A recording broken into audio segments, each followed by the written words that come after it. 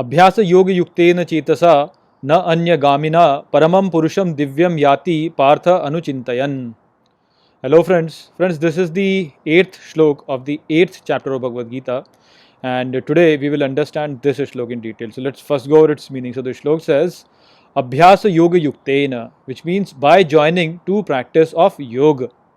Chetasa na anya gamina, which means the mind does not go anywhere else.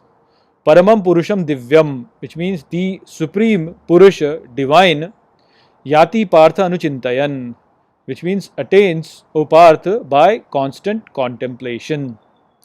So, in the previous three shloks, we have understood how it is very important for us to remain always attached to Sri Krishna, to the extent that even at our time of death, we should still remember him.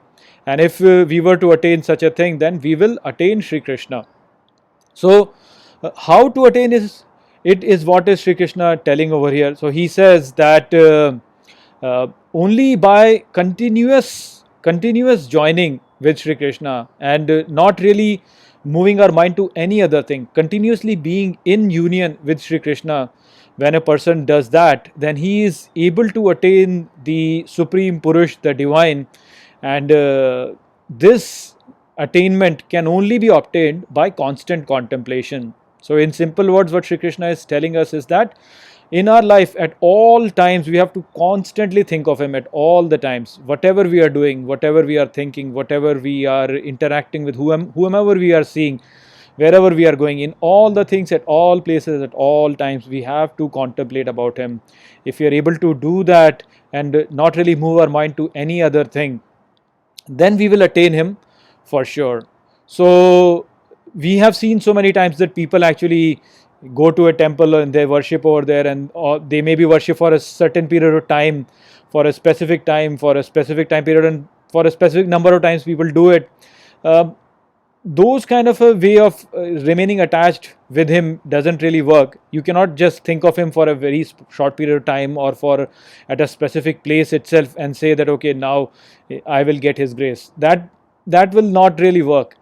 You have to constantly think of him is what we need to do. Then only we can attain him. So in this regard, we have seen so many foolish things been said in our civilization itself, wherein people say that, oh, you should go and take a bath in the river Ganga and all your sins will be washed off. So that is a very inferior way of really looking at things, because you should understand that that river is not really the physical river, it is the river of knowledge. So when you are taking a dip in knowledge, then you are always thinking of him, and when you are always thinking of him, then you attain him. Similarly, some people say that, oh, you should go on a pilgrimage, and by going to a pilgrimage you will basically attain him. So that is again not really correct. When you are going for a pilgrimage, you are doing a planning to go to a pilgrimage, and because of that you are always thinking of the divine.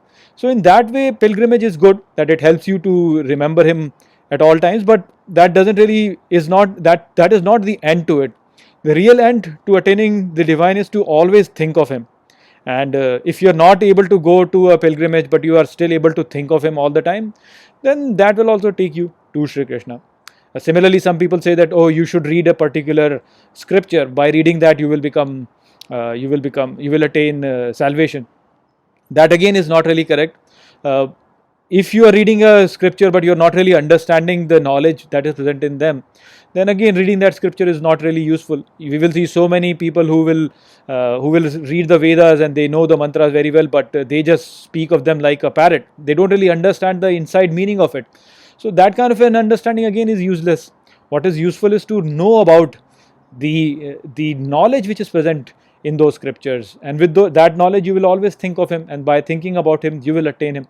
So the main point is to be always remaining joined with him, not really taking a dip in a river or taking a pilgrimage or reading a particular text. That is not the thing. Those are just instruments which are used so that you can always think of the divine. So if you can always think of the divine and not really think of anything else, then you will attain him. That is what Sri Krishna is telling over here.